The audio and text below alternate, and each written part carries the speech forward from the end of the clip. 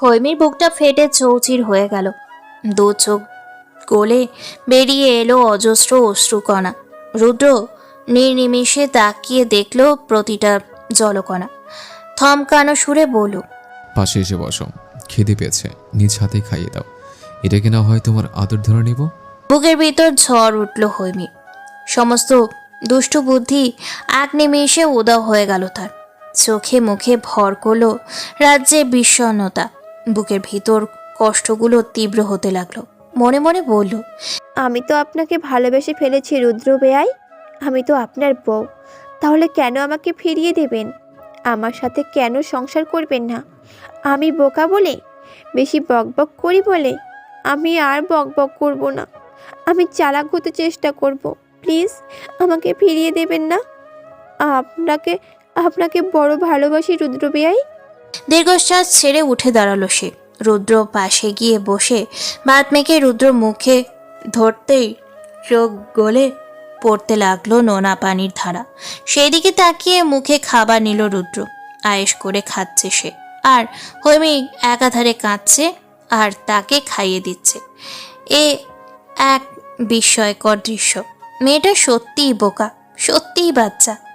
আজও পৃথিবীতে এমন বৈশিষ্ট্যের কিছু মেয়ে আছে যাদেরকে হঠাৎ কেউ যদি মজা করে বলে, আজকে তোমায় দেখতে বিশ্রী লাগছে, তাহলে সেই কথা ধরে মেয়েগুলো মন খারাপ করে। বারবার আয়নায় তাকিয়ে নিজেকে ঠিক কতখানি বিশ্রী লাগছে মাপে। এরা এতটাই সরল হৃদয়ের হয় যে সাধারণ বিষয়গুলো সব সময় অসাধারণভাবে বিচার করে, কষ্ট পায়, চিন্তা করে। ঠিক যেমন রুদ্রর মজার ছলে বলা কথাগুলো খুব সিরিয়াসভাবে নিল হৈমি।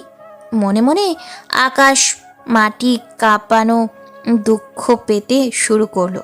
ভালোবাসার মানুষটিকে হারিয়ে ফেলার ভয়ে দু চোখে নামলো ঝর্ণাধারা। এ ধরনের মেয়েরা মানুষকে প্রচণ্ড ভালোবাসতে পারে। ব্যক্তিগত মানুষটাকে ভালোবেসে মন প্রাণ উজাড় করে। এদের কাছে থাকে ভালোবাসা নামক জাদুর মেশিন।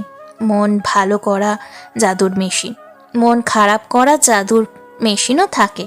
তবে সেই মেশিন শুধু নিজেদের বেলায় প্রয়োগ করে, অন্যদের নয়।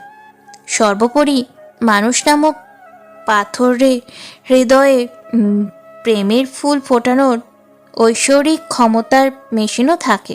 রুদ্রকে খাইয়ে হৈমি না খেয়ে উঠে যাচ্ছিল। তৎক্ষণাৎ ওর হাত টেনে ধরে রুদ্র, বলে, আমার সামনে বসে সুন্দর করে প্রতিটি পদ দিয়ে ভাত খাও তো।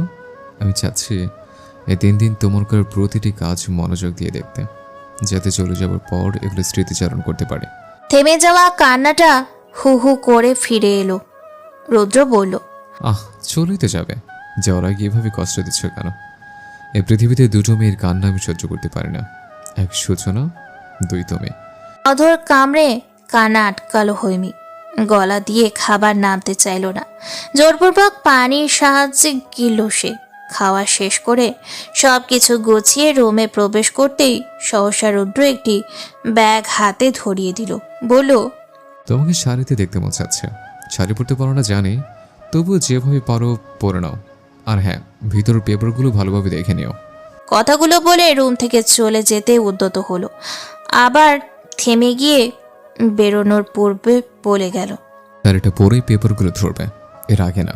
কোনো রকম শাড়ি পরে হন্তদন্ত হয়ে পেপারগুলো দেখল। ভেবেছিল ডিভোর্স পেপার। মনে মনে ঠিক করেছিল ডিভোর্স পেপার হলে এগুলো পুড়িয়ে দেবে। কিন্তু না, এগুলো ডিভোর্স পেপার নয়, ব্যাংকের কাগজপত্র। যতদূর বুঝলো তার নামে একটি অ্যাকাউন্ট খোলা হয়েছে, আর সেখানে বেশ বড় অ্যামাউন্টের টাকাও আছে। মুহূর্তে আঁতকে উঠল সে। কিসের টাকা এগুলো? মানুষের ডিভোর্স হলেও জামাই টাকা দিয়ে দেয় শুনেছে। তাহলে কি সেটাই?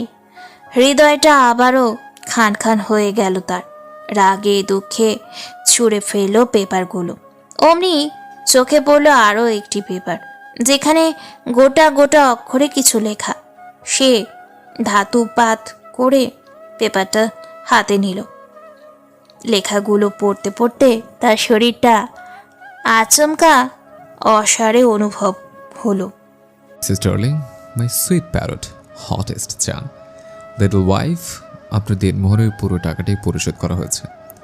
এগুলো হয়তো আপনার মাথায় খুব একটা ঢুকবে না, প্রয়োজনও নেই, শুধু প্রস্তুত থাকুন। আর হ্যাঁ, সরি টরি আমার দ্বারা হবে না। আর একটি হুঁশিয়ারি দিই, যা কিছু হবে সব স্বাভাবিক। আজ আপনি যে রুদ্রকে পেতে চলেছেন, সে রুদ্র চিরকাল আপনার জীবনে ধ্রুব সত্য হয়ে থাকবে ইনশাল্লাহ। মস্তিষ্ক ফাঁকা ফাঁকা লাগছে হৈমি। রুদ্র এসব কি লিখেছে, কেন লিখেছে, সেই হিসেবে কষতে ব্যস্ত সে।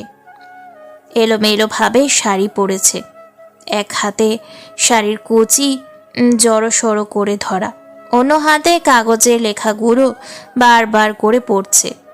দেনমোহরের এতগুলো টাকা সে কি করবে, এই প্রশ্নটাও মাথায় কিলবিল করছে। পরপর 7 বার রুদ্র লেখাগুলো পড়ার পর একটা জায়গাতে আটকে গেল সে। যা কিছু হবে সব স্বাভাবিক। কোন হুঁশিয়ারি এটা, কি হবে? চিত্ত চঞ্চল হয়ে উঠল তার। পেপারগুলো গুছিয়ে নির্দিষ্ট জায়গাতে রাখলো। এরপর রুম থেকে বেরিয়ে পড়ল রুদ্রকে খুঁজতে। কয়েকবার হোঁচট খেয়ে খেয়ে পৌঁছালো ড্রয়িং রুমে। সোফায় বেশ চিন্তিত ভঙ্গিতে বসে আছে রুদ্র। এত কি চিন্তা করছে সে? চিন্তান্বিত রুদ্রর পাশে গিয়ে আলগোছে বসলো হৈমি। কয়েক পলক নিশ্চুপ থেকে সহসা বলল, আমার দেনমোহর চাই না। চমকে তাকালো রুদ্র, যেন হুঁশে ফিরল সে। মাত্রই বন্ধু আবিরের সঙ্গে ফোন কলে কথার সমাপ্তি দিয়েছে। শেয়ার করেছে নিজের সিদ্ধান্তটির বিষয়ে। আবির তাকে সাপোর্ট করলেও সতর্ক বাণী দিয়েছে, যেন হৈমিকে মানিয়ে নিয়ে সবটা হয়, নয়তো হিতে বিপরীত হতে পারে। 18 ঘরে পা দেয়নি হৈমি। মানসিকতা ও বাচ্চাদের থেকে কোনো অংশে কম নয়। তাই হুট করেই সব ধরনের কর্তৃত্ব ফলানো উচিত নয়। অন্তত ফিজিক্যালি অ্যাটাচমেন্টের ক্ষেত্রে সমঝোতা অনিবার্য। সে কথা স্মরণ করে চিন্তান্বিত দৃষ্টিতে তাকালো রুদ্র। হৈমি থতমত খেয়ে তার দৃষ্টি দেখে শাড়ির আঁচল গুছিয়ে ভালোভাবে বসলো সে। বলল, এটাই নিয়ম। থাকুক নিয়ম। অতগুলো টাকা দিয়ে আমি কি করব? চাই না, আমার কিছুই চাই না। আমি শুধু আপনার বউ হয়ে থাকতে চাই। আমার যে বউ হয়ে থাকার অনেক শখ, সংসার করার অনেক স্বপ্ন। থাকো। চমকানো সুর রুদ্রর। হৈমি কেঁদে ফেলবে এমন করে বলল, তাহলে পাঠিয়ে দিচ্ছেন কেন? একেবারে নয়, তোমার পরীক্ষা পর্যন্ত ব্যাস। চোখ দুটো উজ্জ্বল হয়ে উঠল হৈমির। বলল, সত্যি? গম্ভীর উত্তর রুদ্রর। হুম। হঠাৎ তেলেবেগুনে জ্বলে উঠল হৈমি। ধপ করে দাঁড়িয়ে পড়ল সে। বলল, তাহলে এতক্ষণ কেন কাঁদালেন? খুব খারাপ, আমি একেবারেই চলে যাব। বলতে বলতে চলে যেতে উদ্যত হলো সে। অমনি খপ করে হাতটা টেনে নিজের পাশে বসিয়ে দিল রুদ্র। বলল, এমন ছটফট না করে স্থির হয়ে কিছুক্ষণ বসো। ঠান্ডা সুরে ধমকটা একদম বুকে গিয়ে বিঁধল। ঘন ঘন চোখের পলক ফেলে তাকিয়ে রইল হৈমি। রুদ্রও তাকালো। সুগভীর সে দৃষ্টি জোড়ায় অদ্ভুত এক অসহায়ত্ব ফুটে উঠেছে আজ। কি বুঝলো কে জানে, আকস্মাৎ প্রশ্ন করে বসলো, কি হয়েছে? আপনি কি কিছু নিয়ে ভয় পেয়েছেন? মুখটা শুকনো লাগছে কেন আপনার? দ্বিধায় ভুগছিল রুদ্র। হৈমির প্রশ্ন কিছুটা স্বস্তি পেল। বলল, জীবনের প্রথমবার ভয় পাচ্ছি আমি। মুখ হাঁ করে হৈমি বলল, ওরে বাবা, আপনি ভয়? ওই এমজি, আমি তো বিশ্বাসই করতে পারছি না। হাই হাই, এ কি দিন আসলো রে! আমার জামাইও ভয় পাই। Shut up. চমকালো হৈমি। বলল, হ্যাঁ, নিজে ভয় পাচ্ছেন বলে আমাকেও ভয় দেখাচ্ছেন। আচ্ছা শুনুন, আপনি কেন ভয় পাচ্ছেন? কেউ কি আপনাকে ভয় দেখিয়েছে? আমার আম্মু বা ভাইয়া? গম্ভীর মুখটা নিমিষেই হাস্যোজ্জ্বল হয়ে উঠল। হাঁপ নিঃশ্বাস ছেড়ে বলল, সত্যি আমার কপালে ছিল একটা। কপট রাগ দেখিয়ে হৈমি বলল, ঢং, মনে হয় সেদে এসেছে জুটেছি। আপনিই তো জুটিয়েছেন। তো এটা বলুন যে সত্যি জুটিয়েছিলাম একটা। হতভম্ব হয়ে গেল রুদ্র, চিবিয়ে চিবিয়ে বলল, তুমি কি একটু চুপ থাকবে? আমাকে কিছু বলতে দেবে নাকি থাপড়ি কানে লতি লাল বানাবো? কোনটা? আটকানো কণ্ঠে হৈমি বলল। বলুন বলুন, আমি শুনেছি। হৈমি চুপ করার পর রুদ্র কয়েক পলক কি যেন ভাবল, এরপর পূর্ণ দৃষ্টিতে তাকালো হৈমির দিকে, আপাদ মস্তক দেখে নিয়ে বলল, ভালো লাগছে শাড়িতে। খুশিতে হৈমির মুখটা গদগদ করতে লাগলো। রুদ্র পুনরায় বলল, পরীক্ষা শেষ না হওয়া পর্যন্ত তুমি আমার থেকে দূরে থাকবে। ওখানে যাওয়ার পর মন পরিবর্তন হয়ে যাবে, তাই তো? আজ আমাকে ফেলে যেতে চোখের জল ফেলছ, কাল নিশ্চয়ই ওখানে ফিরে ভুলে যাবে সব। তুমি খুব ইম্যাচিওর, তোমার দ্বারা এটা অসম্ভব কিছুই না। কিন্তু মাথায় রেখো, আমার দ্বারা সব সম্ভব, আর আমি আমার বাবার মতো নই। হৈমির কিছুটা রাগ হলো, এভাবে কেন বলছে রুদ্র? বিয়ের পর কি মানুষ বাপের বাড়ি যায় না? আর গেলেই কি মন পরিবর্তন হয়ে যায় নাকি? তীক্ষ্ণ চোখে তাকিয়ে রইল সে চাহনিতে পাত্তা না দিয়ে রুদ্র বলল, আজ আমি তোমাকে পূর্ণ মর্যাদা দিয়ে গ্রহণ করতে চাই।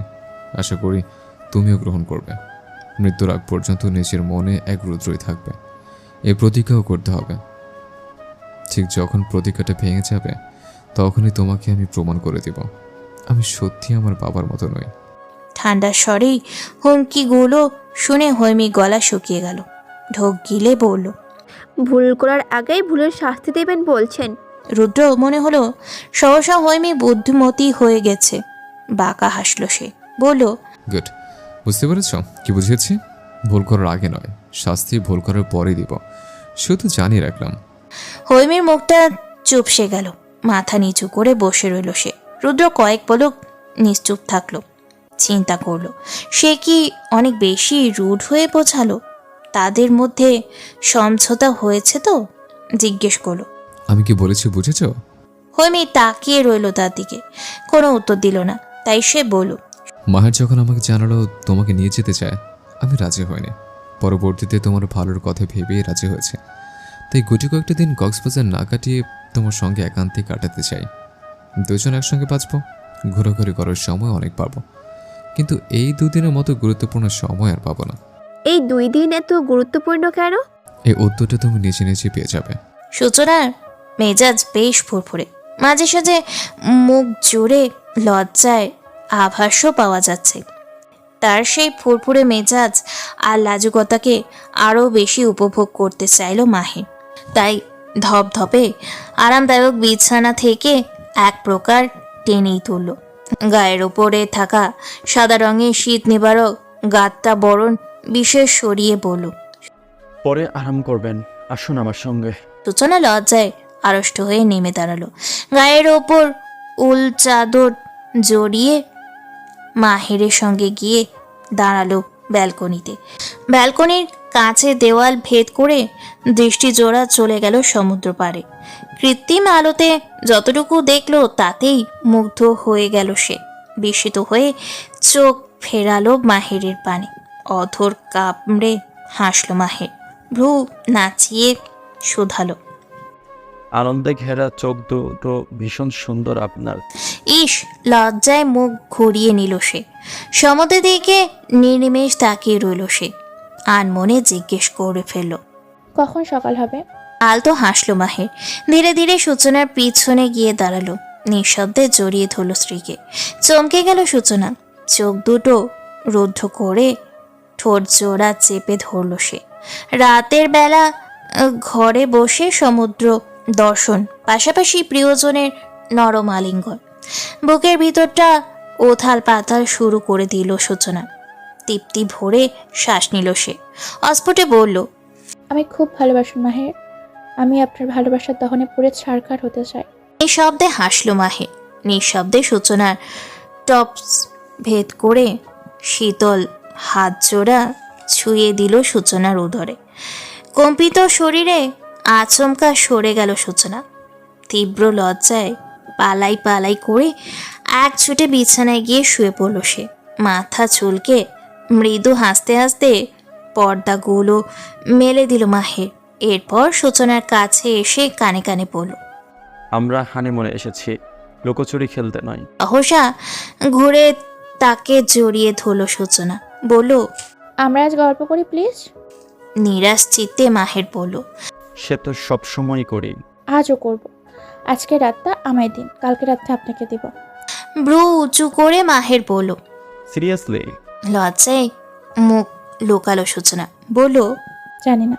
রাত 12টা ছুঁই ছুঁই। হৈমি বিছানায় চুপচাপ বসে, রুদ্র ব্যালকনিতে দাঁড়িয়ে কথা বলছে আবিরের সঙ্গে। আজ বন্ধুর সাথে একটু বেশি কথা বলছে ভেবেই দীর্ঘশ্বাস চালু হৈমি। সে কত কষ্ট করে শাড়ি পরলো, বিনিময়ে শুধু ভালো লাগছে, ব্যাস, আর কিছুই পেল না। কি সব প্যাঁচানো কথা বলল, মনে হলো অনেক কিছুই, সেসবের কিছুই তো ঘটল না। নিরাশ হয়ে ঘুমানোর প্রস্তুতি নিল সে, কিন্তু শাড়ি পরে ঘুমানো কঠিন। সিদ্ধান্ত নিল সালোয়ার কামিজ পরে ঘুমাবে। তাই ঝটপট কাবার্ড খুলে সালোয়ার কামিজ বের করলো। ফোনে কথা শেষ করে রুদ্র রুমে ঢুকলো। হৈমির মতিগতি বুঝতে পেরে বলল, এগুলো কি করবে? পরবো, ঘুম পাচ্ছে আমার, শাড়ি পরে ঘুমানো যায় না। ভ্রু কোচকে ফেললো রুদ্র, চোয়াল শক্ত করে বলল, তুমি চেঞ্জ করবে না? রাখো এগুলো। কি আশ্চর্য, 100 বার চেঞ্জ করবো আমি। রুদ্র মেজাজ খারাপ হতে নিয়েও হলো না। সে ঠান্ডা মাথায় হৈমির হাত থেকে কাপড় কেড়ে নিল, কাবার্ডে সেগুলো ঠিকভাবে রেখে আচমকা কোলে তুলে নিল মেয়েটাকে। বলল, তুমি বোকা নাকি বোকা আর ভান করো? এত করে বোঝাচ্ছি, বুঝছো না কেন? এবার কি সরাসরি ঘুরে বলতে হবে? আজ আমাদের বাসর। শুনেছি হাজব্যান্ডরা বৌদির একবার ইশারা করলে ওরা বুঝে যায়। তুমি মেয়ে ইতিহাস শুনেও বুঝো না। সহসা রুদ্রর এমন কথায় গা শিউরে উঠল হৈমি। লজ্জায় গাল দুটো থমথম করছে। ফ্যাল ফ্যাল করে তাকিয়ে থাকা চোখ দুটো নিমিষেই বন্ধ করে ফেলল। খামচে ধরল রুদ্র বুকের কাছে টি শার্ট। মিনমিন সুরে বলল, আমি একটু একটু বুঝেছিলাম, কিন্তু রুদ্র কিন্তু পরের অংশটুকু শুনতে নারাজ। হৈমিও উত্তেজনায় আর বলতে পারল না। তার কেমন যেন লাগছে, মাথাটা ভনভন করছে, ক্রমশ নিঃশ্বাস ভারী হয়ে উঠছে, মৃদু মৃদু কাঁপছে হাত পা। রুদ্র হাফ নিঃশ্বাস ছাড়ল, ধীর পায়ে বিছানার কাছে এগোতে বলল, ভয় পেলে? চট করে তাকালো হৈমি। রুদ্র তার চোখে তাকিয়ে সে মাথা নাড়িয়ে না সূচক বোঝালো। সত্যিই সে ভয় পাচ্ছে না, শুধু লজ্জা পাচ্ছে। কেমন লজ্জা? লজ্জা পেতেও লজ্জা অনুভব করার মতো লজ্জা। রুদ্র বাঁকা হাসলো, মৃদু স্বরে বলল, বাহ, খুব সাহসী। তাহলে আমি অযথায় ভয় পাচ্ছি, তাই না? আপনি ভয় পাচ্ছেন কেন? প্রশ্নটা শুনে থতমত খেলো রুদ্র, কিন্তু বলল না কিছুই। নিঃশব্দে ওকে শুয়ে দিল শুধু। এরপর ধীরে সুস্থে গিয়ে রুমের বাতি নিভিয়ে দিল। নিস্তব্ধ অন্ধকারে আচ্ছন্ন রুমটায় সাবধানতা অবলম্বন করে পৌঁছালো কাঙ্ক্ষিত মানুষটার কাছে। অনুভব করলো মানুষটার শরীরের তীব্র কম্পন, যা তার পৌরষ হৃদয়ে উষ্ণ উন্মাদনার জন্ম দিল। নিস্তব্ধ ঘন অন্ধকারে আচ্ছন্ন রুমটা যেন গুমট ধরে রইল কয়েক পলক। এরপরই হঠাৎ সেই গুমট ভেঙে গেল। দুজোড়া মানবের উষ্ণ নিঃশ্বাসের মিলন ক্রিয়ায় ঝঙ্কার তুলল রুম জুড়ে। মিলনের সূচনাতে যে সুখ, যে অনুভূতিতে লুটোপুটি খাচ্ছিল হৈমি, সহসা সেই অনুভূতি যেন আধারে হাওয়ায় মিলিয়ে গেল। রুম জুড়ে দৌড় খেলো হৈমির ক্রন্দনরত সুর। নখ দ্বারা একের পর এক আঁচড় লাগালো রুদ্রর সারা পিঠ জুড়ে। এ প্রথমবার হৈমির দ্বারা শত আঘাত পেয়েও রাগ হলো না তার, বরং তৃপ্তিটাই অনুভব করল। সেই সঙ্গে ছটপট করা হৈমিকে কৃতজ্ঞতা স্বরূপ মোহনীয় স্বরে বলল, I am proud of you my জান, থ্যাংক ইউ সো মাচ। পরপর 6 বার হাঁচি দিয়ে বুক ব্যথা হচ্ছিল হৈমি। 7 বারের সময় কফির মগ হাতে রুমে ঢুকলো রুদ্র। ছাই রাঙা শার্ট প্যান্ট পরা সে, গলায় ঝুলছে সাদা তোয়ালে। সদ্য স্নান করা উন্মুক্ত বুকে উকি ঝুঁকি দিচ্ছে কালছে লোমগুলো। ধপধপে ফর্সা বুকে নিদারুণ এক সৌন্দর্যের বহিঃপ্রকাশ। কফির মগে শেষ দুটো চুমুক দিল ব্যস্ততার সঙ্গে। এরপর আধ খাওয়া মগটা এগিয়ে দিল হৈমিকে। এরই মাঝে কয়েকবার কাশিও হয়েছে মেয়েটার, তাই সে বলল, এটা নাও। ভোরবেলায় গোসল করাতে কিছুটা চটে আছে হৈমি। কতবার অনুরোধ করলো অন্তত 7টা-8টার দিক করুক, রুদ্র শোনেনি। এখন তার যে ঠান্ডা লেগে গেল তার জন্য দায়ী রুদ্রই। তাই গায়ের সঙ্গে ভালোভাবে কম্বল জড়িয়ে মুখ ফিরিয়ে নিল সে। জড়সড় হয়ে বসে রইল আপন মনে। রুদ্র গিয়ে তার সামনে বসলো, কফি এগিয়ে দিয়ে বলল, নিতে বলেছে। এক পলক তাকিয়ে দৃষ্টি ফিরিয়ে নিল হৈমি। রুদ্র মুখের কাছে মগ নিয়ে বলল, হাত বের করতে হবে না, এভাবেই খেতে পারো। চট করে চোখ তুলে আবার দৃষ্টি নত করে ফেলল সে। রুদ্র বাঁকা হেসে ঠোঁটের সঙ্গে মগ ছোয়ালো। খুব একটা এনার্জি না থাকায় অবাধ্যতা করলো না হৈমি। চুপচাপ বাকি অর্ধেক কফি খেলো সে। রুদ্র জিজ্ঞেস করলো, কেমন ফিল করছো? Are you okay? উত্তর দিল না হৈমি। নিঃশব্দে হাঁটুতে থুতনি ভর করে বসে রইল। রুদ্র টের পেল তার লজ্জা, অস্বস্তি, কিঞ্চিত অভিমান। চোখ পড়ল ভেজা চুলগুলোতেও, যা তার ধপধপে সাদা বিছানা কম্বল অনেকটাই ভিজিয়ে দিয়েছে। তাই নিজের গলা থাকা তোয়ালে এগিয়ে দিল, বলল, চুলের পানিতে বিছানা ভিজছে, চুলগুলো ভালোভাবে মুছে নাও। সাড়া দিল না হৈমি, যেন সে শুনতেই পায়নি কিছু। রুদ্র আশ্চর্য হয়ে বসে রইল। এটা তো বিপদ ঘটল। এই মেয়ে কথা বলে না কেন? তৎক্ষণাৎ সে মনে করার চেষ্টা করলো শেষ কখন কথা বলেছিল হৈমি, আর কি কথা বলেছিল।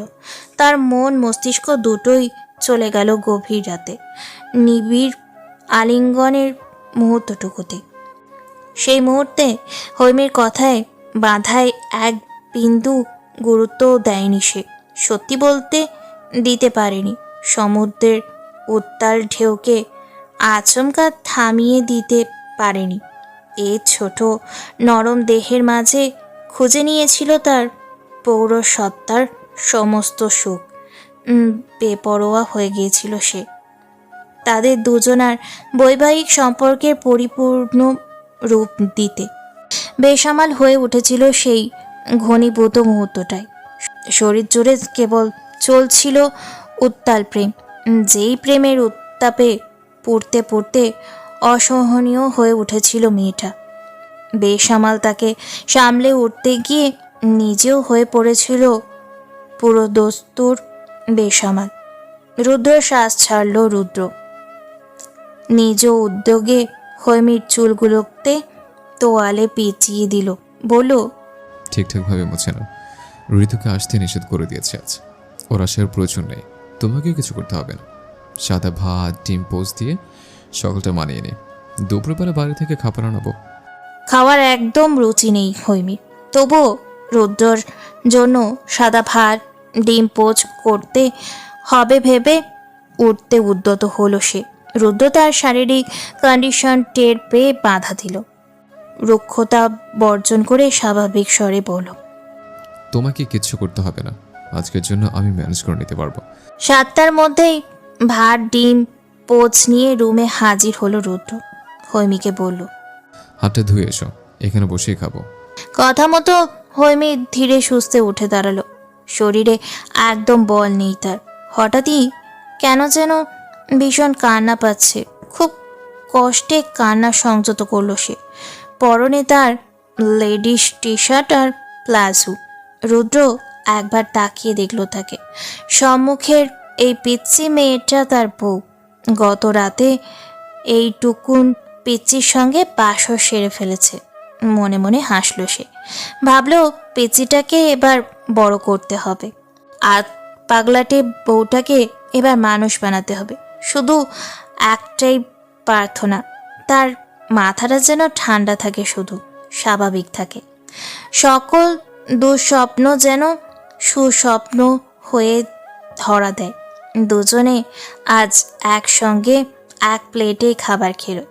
সে শুনেছে এতে স্বামী স্ত্রীর মাঝে ভালোবাসা বাড়ে, সম্পর্কে গভীরতা সৃষ্টি হয়, সম্পর্ক মজবুত হয়। খাবার শেষে রুদ্র দুটো ট্যাবলেট সামনে ধরে গ্লাস এগিয়ে দিল হৈমি। চুল আঁচড়াচ্ছিল হৈমি। সে জানতো এমন একটা পরিস্থিতি তার আসবেই আসবে, তবুও অবুঝের মতো তাকিয়ে রইল। রুদ্র বলল, একটা ব্যথার আরেকটা। বাকিটা তো বলতে পারলো না সে, কিন্তু হৈমি ঠিকই এবার কথা বলল। এটা বার্থ কন্ট্রোল ট্যাবলেট, তাই তো? কথাটা রুদ্র বুকে অস্বস্তির তীর হিসেবে বিঁধল। চোখ মুখ দৃঢ় করে সে উত্তর দিল, হ্যাঁ। সরি, আমি একটা ওষুধ খাবো না, প্রয়োজন নেই, একদম ঠিক আছি আমি। রুদ্র মনে হলো হৈমি আচমকায় অনেক বেশি ম্যাচিওর হয়ে গেল। তার কথা, মুখভঙ্গি সেটা তীব্রভাবে মনে করিয়ে দিল তাকে। সে দৃঢ়স্বরে বলল, কথা না পারি ওষুধগুলো খাও। আপনি শর্ত ভুললেও আমি ভুলিনি, শর্ত আপনি ভেঙেছেন, আমিও ভাঙবো। শক্ত জবাব হৈমি। সহসা রুদ্র অস্থির হয়ে উঠল। সামান্য ক্রোধে তার চোয়াল দৃঢ় হলো। শক্ত চোখে তাকিয়ে পুনরায় ঠান্ডা মেজাজে বলল, হৈমি, আমি রাগিও না। হৈমি সরে গেল তার পাশ থেকে, গিয়ে বসলো ডিভানে। তীব্র প্রতিবাদ জানিয়ে বলল, আপনিও আমাকে রাগাবেন না। রুদ্র ঘন ঘন শ্বাস নিল। নিজের রাগ নিয়ন্ত্রণে আনার চেষ্টা করলো প্রাণপণে। উঠে এসে হৈমির পাশে বসলো। নমনীয় স্বরে বলল, বাচ্চামো করছো? আমার ভালো লাগছে না, প্লিজ আমার পাশ থেকে সরুন আপনি। আপনাকে এখন আর সহ্যই হচ্ছে না। সহ্য করতে হবে না, শুধু এগুলো খাও। হা করে দেখি। তড়াক করে উঠে দাঁড়ালো হৈমি। সরে এসে বসলো বিছানায়। দু হাতে মাথা চেপে ধরল সে। বলল, প্লিজ আমার সাথে এমন করবেন না। আশ্চর্য হয়ে উঠে এলো রুদ্র। সহসা ধমক দিয়ে বলল, এবার সত্যি ফাজলামি হচ্ছে কিন্তু। তাই হলে সারা রাত আপনিও আমার সাথে ফাজলামি করেছেন? অধৈর্য হয়ে পড়ল রুদ্র। মেঝেতে হাঁটু গেড়ে বসে গ্লাস রাখলো পাশে। হাত বাড়িয়ে হৈমির মুখের কাছে ঔষধগুলো নিল। জোরপূর্বক মুখে দেওয়ার চেষ্টা করায় হৈমি ছিটকে গেল। বলল, আমি ওষুধ খেতে পারি না, বমি হয় আমার, প্লিজ। রুদ্র গ্লাস সহ উঠে দাঁড়ালো। সাইড টেবিলে গ্লাস রেখে হৈমির কাছে এসে জোরপূর্বক মুখে ঔষধগুলো ঢুকিয়ে হাত দিয়ে মুখ চেপে ধরল। গ্লাস নিতে নিতে বলল, নড়বে না, এই কথা শোনো, নড়বে না। বলতে বলতে পানিটাও খাইয়ে দিল। দুর্ভাগ্যবশত একটা ট্যাবলেট পড়ে গেল বিছানায়, আরেকটা আচমকা গিলে ফেললো হৈমি। রুদ্র খেয়াল করে দেখলো ব্যথার ট্যাবলেটটা পড়ে গেছে। স্বস্তির নিঃশ্বাস ফেলল সে। রাশ ভারী স্বরে বলল, সবসময় তো বেশি বোঝা কেন? আমি যা করছি আমাদের ভালোর জন্য করছি, ব্যাস, আর কিছু না। সহসা মুখ চেপে কেঁদে উঠল হৈমি। বলল, আপনি একটা সেলফি। রুদ্র বিছানা পরিষ্কার করে রুম থেকে বেরিয়ে গেল। তীব্র ক্রোধে এবার শব্দ করে কাঁদতে লাগলো হৈমি। চিৎকার করে বলল, তোর যার মুল্লুক তার, তাই না? আর একবারও আমার কাছে আসলে না, খুনি করে ফেলবো। চট করে দরজার বাহিরে থেকে উকি দিল রুদ্র। অমায়িকভাবে হেসে বলল, জোর যার মূল্য সবসময় তারই হয় ডার্লিং, এই সত্যিটা মানতে শেখো। হু হু করে কেঁদে হৈমি বলল, আপনি খুব খারাপ, আপনি আমাকে কখনো ভালোবাসতে পারেন না, কখনোই না। এটা ভালোবাসা না, আপনি আমাকে ভালোই বাসেন না। ভালোবাসা বিবৃতি করার জিনিস নয়, ভালোবাসা হচ্ছে অনুভূতি, যা একদিন অনুভব করা যায় না। বছরের পর বছর যাবে, ধীরে ধীরে তুমি বুঝতে পারবে কোনটাকে ভালোবাসা বলে। কথাগুলো বলে আর এক মুহূর্ত দাঁড়ালো না রুদ্র। দরজা লক করে কিছুক্ষণের জন্য বেরিয়ে গেল সে। হৈমি কাঁদতেই থাকলো আর বারবার বলতে লাগলো, আপনি খুব স্বার্থপর, নিজের বেলায় সবসময় 16 আনা উসুল করেন, আর আমার বেলায় 2 আনাও রাখেন না। পরন্ত বিকেল, সমুদ্র পাড়ে পাশাপাশি হাত ধরে দাঁড়িয়ে সূচনা মাহের। সূচনার পরনে ফিকে হলুদ রাঙা ফিনফিনে শাড়ি, কোটি দেশ মখমলের ব্লাউজে আবৃত। মাহেরের পরনে সাদা রঙের টি শার্ট, গোড়ালি থেকে কয়েক ইঞ্চি উপরে জিন্স গোটানো, খালি পায়ে বালুচরে দাঁড়ানো। বালুকণায় নোনা জলে ফেনিল ছাপ স্পষ্ট। থেকে থেকে সমুদ্রের গর্জন ধেয়ে আসছে কিনারে, আছড়ে পড়ে ঢেউ। পরন্ত বেলায় বিদায় সূচনা পশ্চিম আকাশে হেলে পড়েছে। এত কিছু সময়, এই তো কিছু সময়, এরপরই সূর্যাস্ত। বেলা ফোরানোর সঙ্গে সঙ্গে শীতের তীব্রতা বাড়ছে। আকাশে পাখি আকৃতির লেজহীন ঘুড়ি চোখের আড়াল হচ্ছে। দিনভর তেজদীপ্তি সূর্যটা স্পৃহমান সমুদ্রের জলে। ওদের আশেপাশে অনেক মানুষের ঢল। সকালবেলায় একসঙ্গে সূর্যোদয়, সারা বিকেল প্রাকৃতিক পরিবেশ উপভোগ, এরপর পাশাপাশি হাতে হাত রেখে দাঁড়িয়ে সূর্যাস্ত দর্শন। সময়টা দারুণ উপভোগ্য ছিল সূচনা মাহিরের জন্য। সূচনার ইচ্ছে করছিল না সমুদ্র পার থেকে ফিরে যেতে। মাহের জোরপূর্বক রিসোর্টে ফিরল। এতে সূচনার ভীষণ মন খারাপ করেছিল। মন ভালো হলো প্রিয়তম অর্ধাঙ্গ যখন শীতের কাপড় পরার পর পুনরায় তাকে নিয়ে সমুদ্র পাড়ে এলো। রাতে ডিনারের সময়টা বাদে পুরো সময় জুড়ে ওরা সমুদ্র বিলাস করলো। ঘড়ির কাঁটা যখন 11টা বেজে 59 ঠিক সেই সময় আচমকা মাহের কোলে তুলে নিল সূচনাকে। উপস্থিত সকলের সম্মুখে কনকনে শীতের রাতে সমুদ্র পাড়ে প্রিয়তমাকে নিয়ে উল্লাসে মেতে উঠল সে। এরপর সহসা বালুকায় নামিয়ে দিয়ে হাঁটু গেড়ে বসল মাহের। সূচনার একটি হাত আলতো ছুঁয়ে বলল, শুভ জন্মদিন ডিয়ার। জীবনের শেষ নিঃশ্বাস পর্যন্ত আপনাকে ঘিরে বাঁচতে চাই। I love you so much. প্রেমময় বুলি আওড়ে সহসা হাতের উল্টো পিঠে চুমু খেল। ধীর পায়ে উঠে দাঁড়িয়ে সূচনাকে নিজের সামনে পিছুমুখী হয়ে দাঁড় করালো। ঝটপট পকেট থেকে বের করলো লকেট সহ একটি গোল্ডেন নেকলেস। সেটি পরিয়ে দেওয়ার পূর্বে লকেট ওপেন করে দেখালো এক পাশে তাদের দুজনের বিয়ের ছবি। সূচনার চোখ দুটো আনন্দ স্রোতের ছলছল। বুকে চলছে তীব্র উত্তেজনা। অতি সুখে পাগল প্রায় সে। হাত পা কাঁপছে তার। ভালোবাসার ভারে শরীর ঢলে পড়তে চাইছে তার। নিজেকে প্রাণপণে নিয়ন্ত্রণ করার চেষ্টা করলো সে। মাহের সন্তর্পণে হারটা তাকে পরিয়ে দিল। আশেপাশে থাকা যারা এই প্রগাঢ় প্রেমের সাক্ষী হলো সকলেই হাততালি দিল।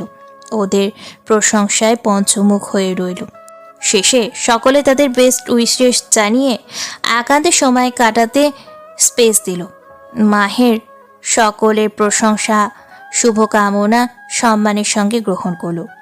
পুরোটা সময় সূচনা নিশ্চুপ ছিল। তার এই নিশ্চুপতাকে প্রগাঢ় করতে সহসা পেছন থেকে কোমর জড়িয়ে ধরল সে। যত্ন ভরে গ্রীবাদেশে উষ্ণ স্পর্শ দিয়ে বিগলিত চিত্তে অর্ধাঙ্গিনীর কম্পিত দেহটা পাঁজা কোলা করে নিল। ধীর পায়ে এগোলো রিসোর্টের দিকে। সে সময় তার স্মরণ হলো আজকের দিনে সূচনা তার কাছে কি চায় সেটাও জানা হয়নি। রুমে গিয়ে সর্বপ্রথম কাজ জন্মদিন উপলক্ষে বউ তার কাছে কি চায় তার গভীর মনোযোগ সহকারে জানা। যদিও তার বিশ্বাস এই মেয়েটা তেমন কিছুই চাইবে না, আর চাইলেও অতি সাধারণ কিছুই হয়তো চাইবে, কিন্তু সে খুব করে চায় এই মেয়েটা তার কাছে খুব অসাধারণ কিছু চাক, যা দিতে গিয়ে সে বার কয়েক হোঁচট খাবে, অনেক কাঠ খড় পড়িয়ে তবেই দিতে পারবে, যা তার মনে এবং সূচনার মনে স্মরণীয় হয়ে থাকবে চিরকাল। সারাদিন খুব একটা ভালো কাটেনি হৈমি। মানসিক শারীরিক উভয় ক্ষেত্রেই তীব্র দুর্বলতায় নেতিয়ে পড়েছে মেয়েটা। হৈমি যতই রাগ করুক, অভিমান করুক, রোদও পাত্তা দেয়নি। সে তার মতো সেবা করেছে বউয়ের। দুপুরবেলায় খেতে চায়নি বলে জোর করে খাইয়ে দিয়েছে। রাতের বেলায় যাতে কষ্ট করে রাঁধতে না হয় তাই রাতটাও বাইরের খাবার খেয়েছে দুজন মিলে। ডিনার শেষে অফিসের খবরাখবর নিয়ে হৈমির কাছে এলো রুদ্র। শত হোক, পুরুষ মানুষ তো, গত রাতে যে সুখের ঠিকানা সে পেয়েছে, সে সুখই তাকে তীব্রভাবে আকর্ষণ করছিল। চৌম্বকের মতো টানছিল হৈমির দিকে। আরও একবার তীব্র প্রণয়ের উত্তাল ঢেউয়ে যোগ দিতে মস্তিষ্কে আন্দোলন বেঁধে গেছে তার। শরীরে রন্ধ্রে রন্ধ্রে অনুভূতিরা টগবগিয়ে ফুটতে শুরু করেছে। একবার সেগুলো দমন করার চেষ্টা করলেও ব্যর্থ হলো সে। অভিমানে স্তব্ধ হৈমিকে ছোঁয়ার চেষ্টা করলো গভীরভাবে। কি জানি হঠাৎ কি বুঝে হৈমিও সায় দিল। দ্বিতীয়বারের মতো ঘনিষ্ঠ হতে উদ্যত হলো তার সঙ্গে।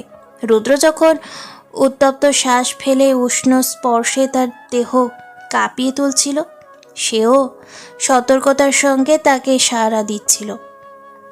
এক পর্যায়ে বলিষ্ঠ কাঁপা কাঁপা হাতটা তার পরিহিত বস্ত্র খুলতে উদ্যত হলো। পৃথিবীর আর কেউ রুদ্রকে এই রূপে হয়তো দেখেনি। হৈমি দেখেছে। রুদ্রর মতো কঠিন হৃদয়ের মানুষটারও হাত কাঁপে, গলা শুকিয়ে যায়, যা খুব গভীর হয়ে অনুভব করেছে শুধুই হৈমি। শুধু বুঝতে পারেনি মানুষটা ভেতরে ভেতরে তার কাছে কতটা দুর্বল। ঘন নিঃশ্বাস, বুকের ভিতর তীব্র উত্তেজনা এক পাশে সরিয়ে পৈশাচিকভাবে কিঞ্চিত হাসল হৈমি। সাহায্য করলো স্বামীকে। পরনের লেডিস টি শার্ট নিজে থেকেই খুলে দিল সে। রুদ্র কি অত কিছু খেয়াল করার বা হিসেব করার সময় তখন? সে প্রগাঢ় অনুভূতিতে ভেসে গিয়ে বউকে আদরে স্পর্শে ভাসাতে চাইল কেবল। ছোট্ট নরম বক্ষ বিভাজনে উন্মত্ত ঠোঁটটা ডুবিয়ে দিল সন্তর্পণে। খুঁজে পেল ইহজন্মের সকল সুখ, সকল পূর্ণতা। গত রাতের সেই স্মরণীয় ক্ষণটা মাথাচাড়া দিয়ে উঠল মুহূর্তে। এক পলক তাকালো বন্ধ চোখে, কম্পিত ঠোঁটে বক্ষতলে পড়ে থাকা হৈমির পানে। রুমের ঝকঝকে বাতিটা নেভানো হয়নি। আজ আর উঠে গিয়ে লাইট অফ করার তর সইল না। ধীরে ধীরে হাতটা নামিয়ে নিল উদর থেকে প্লাজোতে। অমনি খপ করে তার হাতটা চেপে ধরল হৈমি নিজের নরম হাত দ্বারা। চোখ খুলল বৈদ্যুতিক গতিতে। হাঁপড়ের মতো ওঠানামা করছে তার বুকটা। সেই দিকে তাকাতেই রুদ্র পৌরুষচিত্ত দৃঢ় উন্মাদ হয়ে গেল। পুনরায় আবারও চেষ্টা করলো পরিধেয় শেষ বস্ত্রটুকু খোলার, কিন্তু হৈমি হিংস্র বাঘিনীর মতো উঠে বসার চেষ্টা করলো। শক্তিতে কুলোচ্ছিল না বলে সহসা রুদ্রের বুকে পাটায় শক্ত করে কামড় বসালো। রুদ্র ব্যথায় সূচক শব্দ করে সরে গেল, ছেড়ে দিল তাকে। গায়ের উপর কম্বল টেনে নিজেকে বাঁচিয়ে নিয়ে হৈমি মুখ খুলল। একবার শর্ত ভেঙেছেন আপনি, কিন্তু আমাকে ভাঙতে দেননি।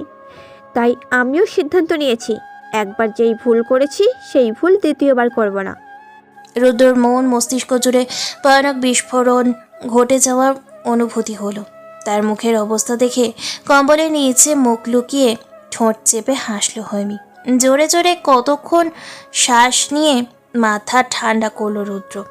আলগোছে কম্বল সরানোর চেষ্টা করলো, ডাকলো, হৈমি, হৈমি। কি নিরুপায় কণ্ঠস্বর। একমাত্র স্ত্রীর দ্বারাই বোধহয় সম্ভব স্বামীকে এভাবে চরম মাত্রায় বেকায়দায় ফেলা। মনে মনে মায়াও হলো, আবার আনন্দও পেল। মাথা তুলে দেখতে ইচ্ছে করলো দ্য গ্রেট বেচারা রুদ্রকে। কিন্তু এখন মজা নেওয়ার সময় নয়, সময়টা খুবই সিরিয়াস। নিজেকে সংযত করলো হৈমি, বলল, আমি আপনার কোনো কথাই শুনবো না। এতে যদি আপনি জোর খাটিয়ে নিজের চাহিদা পূরণ করেন তাতে আমার সমস্যা নেই। শুধু সারা জীবন মনে রাখবো আপনি শুধু খারাপ মানুষই না, ভয়াবহ একজন ধর্ষকও। হৈমি।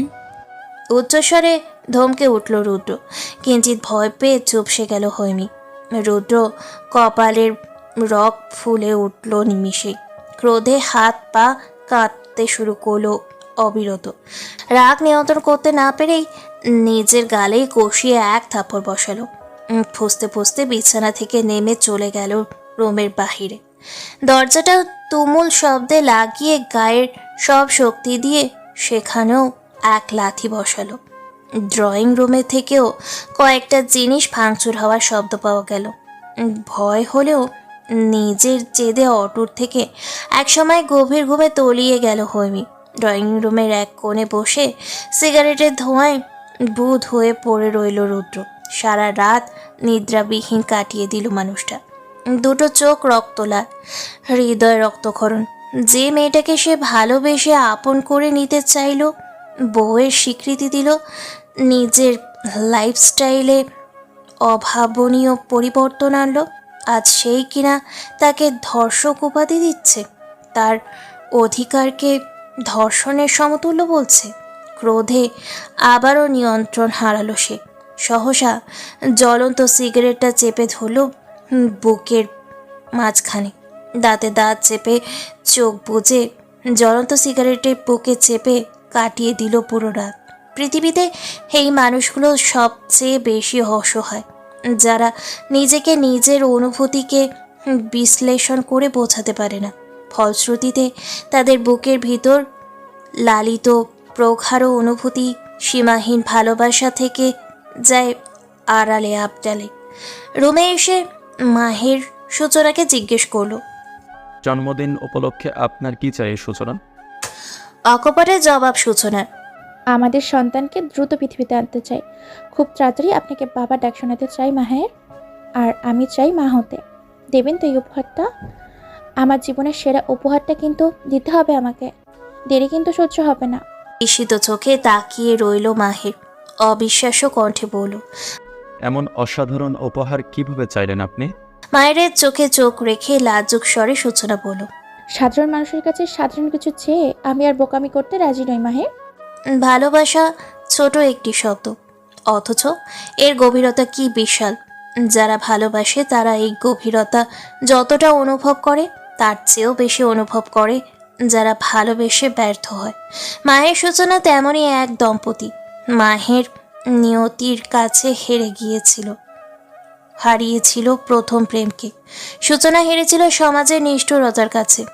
বুকের ভিতর লালিত প্রথম প্রেমের বিসর্জন দিতে হয়েছে তাকেও। আজ পৃথিবীটা ভীষণ আলাদা। চিরচেনা সেই পৃথিবী, সেই মানুষ আজ আর নেই। আজ পৃথিবীকে ভীষণ সুন্দর লাগছে। বুকের খুব গহীনে সুখ সুখ অনুভূতটা তীব্র হচ্ছে। শরীর জুড়ে যে আরামটা বোধ হচ্ছে তা খুবই উষ্ণ, খুবই নরম। এই মন, এই দেহ যেন আজ শুধু একার নয়। যে মানুষটা বুক ভেদ করে হৃদয় নিখুঁতভাবে জায়গা করে নিল, এই মন, এই দেহের ভাগিদার আজ সেও। শ্বাসরুদ্ধকর জীবন থেকে যেন চিরমুক্তি ঘটল। জায়নামাজে বসে সৃষ্টিকর্তাকে শুক্রিয়া জানালো সূচনা। ঘাড় ফিরিয়ে বিছানায় ঘুমিয়ে থাকা মাহেরের দিকে তাকিয়ে মুচকি হাসলো। বিড়বিড় করে বলল, আমি বাঁচতে চাই, এই মানুষটার সঙ্গে কাটাতে চাই অনেকগুলো বসন্ত। রাতের ফ্লাইটে ফিরতে হবে, তাই মাহেরকে ডেকে তুলল সূচনা। দুইজন মিলে একটু ঘুরতে বের হবে। হৈমির জন্য কিছু জিনিস কিনতে হবে। মেয়েটা মেসেজ করে বারবার করে বলে দিয়েছে তার জন্য যেন তেঁতুল নিয়ে যাওয়া হয়। আর কিছু চাই না তার।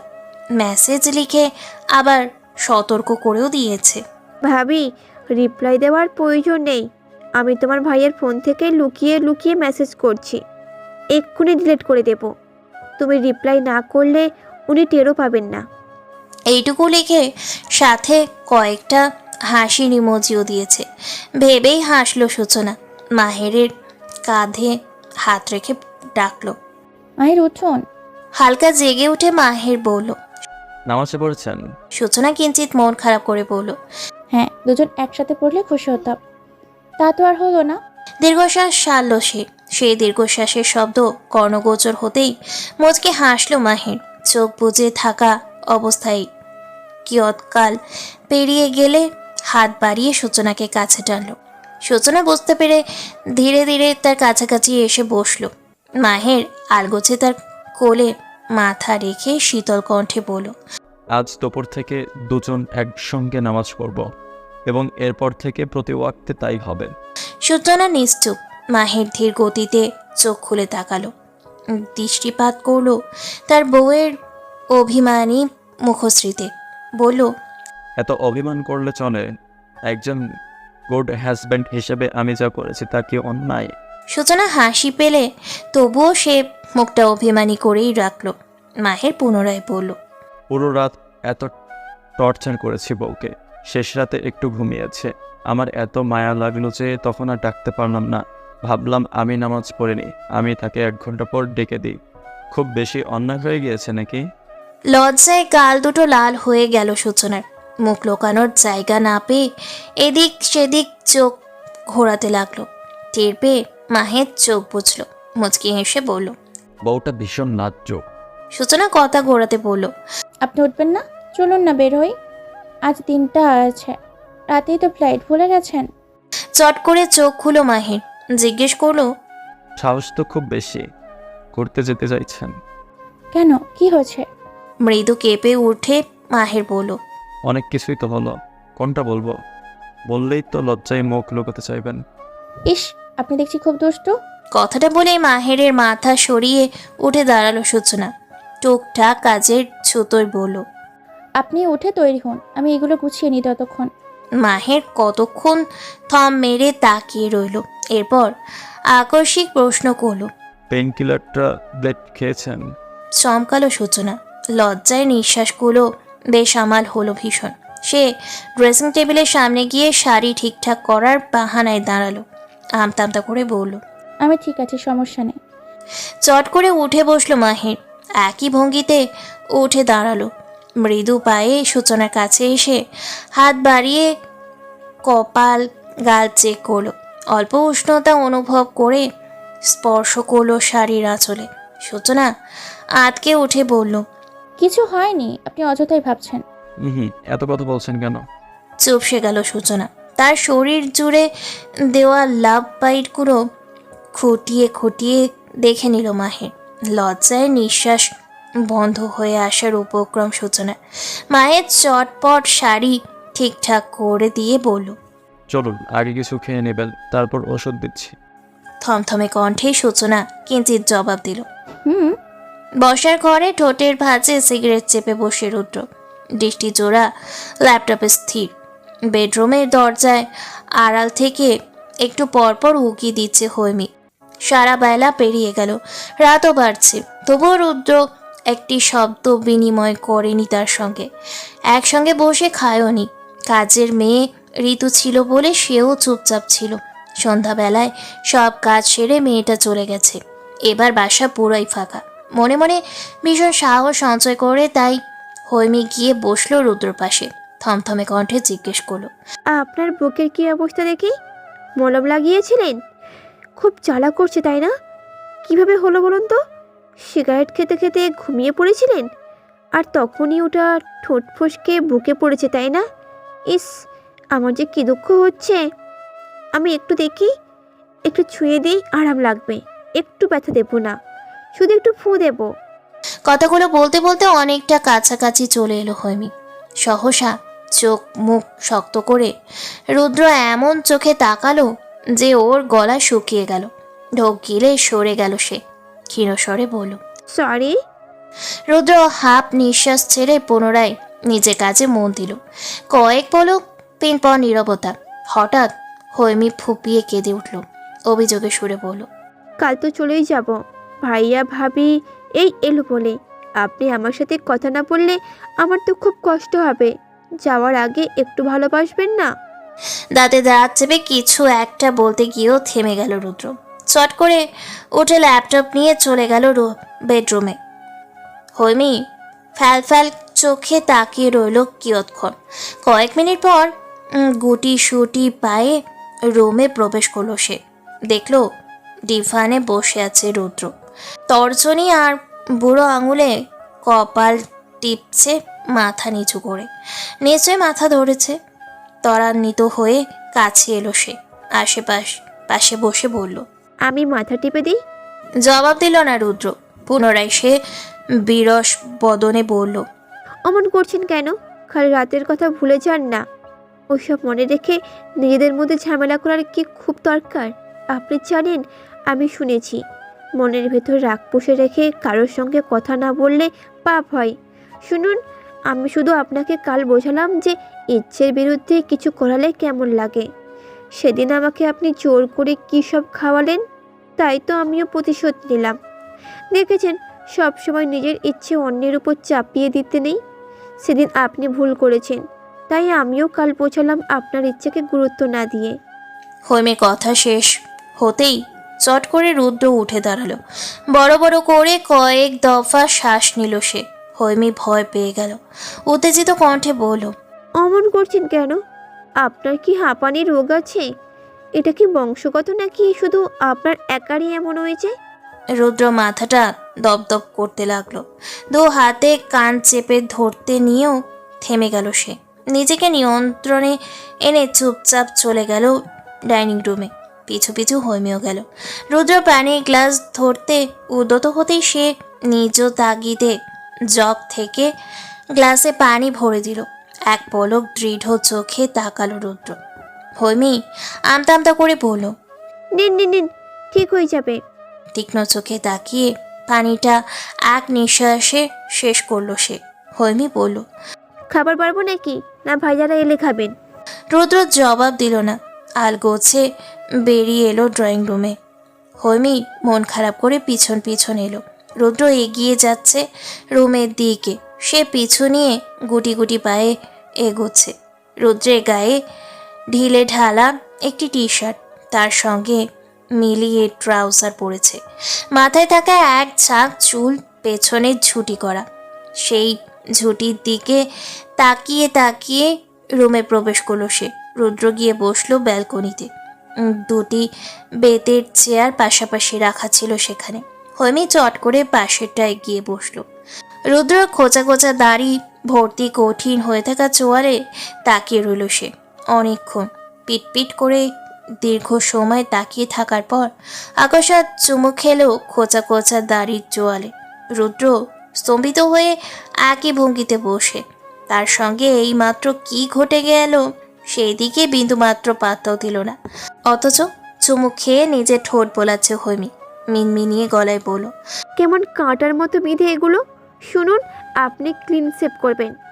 ক্লিন শেভ করলে আমি চুমু খেয়েও শান্তি পাবো, আর আপনাকে দেখতে বাচ্চা বাচ্চাও লাগবে। তখন আপনার সঙ্গে আমাকে বেশি মানাবে। রুদ্র উত্তর করল না। সে হৈমির কথা আদেও শুনছে কিনা একটুও বোঝা গেল না। হৈমি নিজ থেকেই বলল, আমি তো কাল চলে যাচ্ছি, আপনি কিন্তু ফোন করবেন, আর ভিডিও কলেও কথা বলবো, ঠিক আছে? রুদ্র এক ধ্যানে দূরের পথে তাকিয়ে। হৈমি প্রচণ্ড হতাশা হলো। আমার না খুব কান্না পাচ্ছে। কথাটা বলতে বলতেই ফ্যাচ ফ্যাচ করে কেঁদে ফেলল সে। রুদ্র সহসা চোখ বুজে দীর্ঘ নিঃশ্বাস ফেলল। ভরার স্বরে বলল, মাথা ধরেছ হৈমি, চুপ থাকো। থামল হৈমি। অশ্রুসিক্ত নয়নে তাকিয়ে আধো স্বরে জিজ্ঞেস করল, মাথা টিপে দিব? না। রাশভারী স্বরে রুদ্র। হৈমি অনুনয় করে বলল, চুল টেনে দিই, আরাম লাগবে। এই প্রশ্নে রুদ্র কিছু বলল না। মৌনতা সম্মতির লক্ষণ ধরে নিয়ে নিঃশব্দে উঠে দাঁড়ালো হৈমি। রুদ্র পেছনে দাঁড়িয়ে ছোট ছোট নরম হাত দুটো দিয়ে ধীরে ধীরে চুল টানতে শুরু করলো। জিজ্ঞেস করলো, আরাম লাগছে? রুদ্র ক্ষীণ উচ্চারণ করলো। হুম। এটুকুতেই মুখে হাসি ফুটল হৈমির। অনেক ভালোবাসা আর আদর মেখে চুলগুলো টেনে দিতে লাগলো সে। মাহের সূচনা ফিরে এলো। পরের দিন বিকেলবেলা তারা চলেও গেল হৈমিকে নিয়ে। রুদ্র তার গম্ভীরতায় অটল ছিল। শুধু গাড়িতে ওঠার পর হৈমির অশান্ত মনটাকে শান্ত করতে বলেছে। ডোন্ট ওয়ারি, আমি ফোন করব। এরপর কেটে গেল এক সপ্তাহ। রুদ্র ফোন করেনি হৈমিকে। অতিরিক্ত মন খারাপ আর চিন্তা করে হৈমির মুখটা শুকিয়ে যাচ্ছে। পড়াশোনা খাওয়া দাওয়া একদমই হচ্ছে না। সারাক্ষণ ফোন নিয়ে পড়ে থাকে সে। একদিন তার পার্সোনাল ফোন ছিল না, মাহের ফোনটা ইউজ করত। বাড়ি আসার পর দিনই মাহের তাকে ফোন কিনে দিয়েছে। সেই ফোন নিয়েই সে পড়ে থাকে। 3 বেলা নিয়ম করে হোয়াটসঅ্যাপে বিশাল বিশাল মেসেজ করে রুদ্রকে। সেই মেসেজগুলো সিন হয়, কিন্তু রিপ্লাই আসে না। কেন আসে না? উত্তর হিসেবে বুঝে নেয় সে সেই রাতের ঘটনাকে। মনে প্রশ্ন জাগে, তাহলে কেন ফেরার সময় ফোন করব বলেছিল? ধীরে ধীরে পরীক্ষার সময় ঘনিয়ে এলো, আর মাত্র 11 দিন বাকি। হৈমির চেহারার অবনতি দেখে তার মা সুজনাকে বলল, আমার মনে হয় রুদ্রর সঙ্গে ওর কথাবার্তা হয় না। তুমি একাটাকে জিজ্ঞেস করো তো, আর তোমার ভাইকে বলে দিও ওর সামনে পরীক্ষা। বাচ্চা মেয়ে, অবুঝ একটু বোঝায় জানো। সূচনা মাথা নাড়িয়ে বোঝায় সে ভাইকে জানিয়ে দেবে। রাত তখন 9টা ছুঁই ছুঁই। আজ মাহের ফিরতে দেরি হবে। সে তার বন্ধুর এক গুরুত্বপূর্ণ কাজে বাহিরে গেছে। তাই হামিদা সূচনাকে বলল, খেয়ে দিয়ে শুয়ে পড়ো, মাহিরের ফিরতে দেরি হবে। সূচনাকে কথাটা বলে হৈমিকে ডাকলো সে। হৈমি আসার পর নিজ হাতে মেয়েকে ভাত খাইয়ে দিল। সূচনাকে অনেকবার বলল খেতে বসতে, কিন্তু সে বসলো না। হামিদার ইচ্ছে ছিল দুজনকে একসাথে খাইয়ে দেবে, কিন্তু সূচনা জানালো তার একদম খিদে নেই। মা মেয়ে খেয়ে চলে গেল। সূচনা কিঞ্চিত ত্বরান্বিত বেগে গিয়ে দরজা খুলল। মুচকি হেসে মাহের বলল। খুব একটা দেরি হয়নি। সূচনা মৃদু হেসে সরে দাঁড়ালো। মাহের ঘরে ঢুকতে ঢুকতে বলল, আপনারা খেয়েছেন? মা আর হৈমি খেয়েছে, আপনি হাত মুখ ধুয়ে আসুন, আমি খাবার বাড়ছি। মাথা চুলকে হাসলো মাহের, বলল, আমার জন্য অপেক্ষা করছিলেন? লাজুক হেসে খাবার বাড়তে চলে গেল সূচনা। তৃপ্তি ভরে শ্বাস নিয়ে ফ্রেশ হয়ে এলো মাহের। পেটে খাবার দেখে বসতে বসতে বলল, এত কষ্ট করে খাবার বাড়লেন, কষ্ট করে আর নিজে হাতে খেতে হবে না, আমি খাইয়ে দিচ্ছি। চমকে তাকালো সূচনা, চাপা স্বরে বলল, ইস না, মা আর হৈমি দেখলে খুব লজ্জায় পড়তে হবে। আপনি বড্ড বেশি ভাবেন আর লজ্জা পান। ওসব কিছুই হবে না, আর কিছু হয়ও মানে তারা দেখে সমস্যা নেই। আমি কি পরনারীকে খাওয়াতে চাচ্ছি, বা আপনি পরপুরুষের হাতে খাচ্ছেন? সব লজ্জা আমার পকেটে গুজে খেতে বসুন আর হা করুন। মাহেরের জেদের কাছে হার মানল সূচনা। মায়ের নিজ হাতে তাকে খাইয়ে দিচ্ছে, পাশাপাশি নিজেও খাচ্ছে। এমন সময় খাবার রুমে এলো হামিদা। ছেলের বউকে এমন পরিস্থিতিতে দেখে কিছুটা লজ্জা পেয়ে গেল সে। ফিরে আসতে উদ্যত হয়েও থেমে গেল। হালকা কেশে উঠল। মাহের কিঞ্চিত চমকালো। সূচনা লজ্জায় মাথা নিচু করে ফেল। পরিস্থিতি সামাল দিতে মায়ের হাতে জগ দেখে মাহের বলল, সূচনা, মাকে পানি ভরে দিয়ে আসুন। সঙ্গে সঙ্গে সূচনা উঠে শাশুড়ি থেকে জগ চাইল। হামিদা থম মেরে ওর দিকে জগ এগিয়ে দিল। মাহের মাকে বলল। প্রেশারের ওষুধ খেয়েছ? হামিদা ক্ষীণস্বরে জবাব দিল, হ্যাঁ, কখন ফিরেছিস? এই তো কিছুক্ষণ আগে। শুয়ে পড়েছ ভেবে ডাকিনি। সূচনা জগ ভরে এনে দিতেই হামিদা বলল, তোমার তো একদমই খিদে ছিল না, এখন তো দিব্যি খাচ্ছ। বলতেই পারতে আমার হাতে খেতে আপত্তি আছে। বিস্মিত হয়ে বুকের ভিতরটা ধরাস করে উঠল সূচনার। হামিদা এক মুহূর্ত অপেক্ষা না করে চলে গেল। মাহের কিঞ্চিত অবাক হলেও পরক্ষণে নিজেকে সামলে নিল। সূচনাকে বলল, হুম, দ্রুত আসুন, খাবার ঠান্ডা হয়ে গেলে খেতে ভালো লাগবে না। থমথমে মুখে চেয়ারে গিয়ে বসলো সূচনা।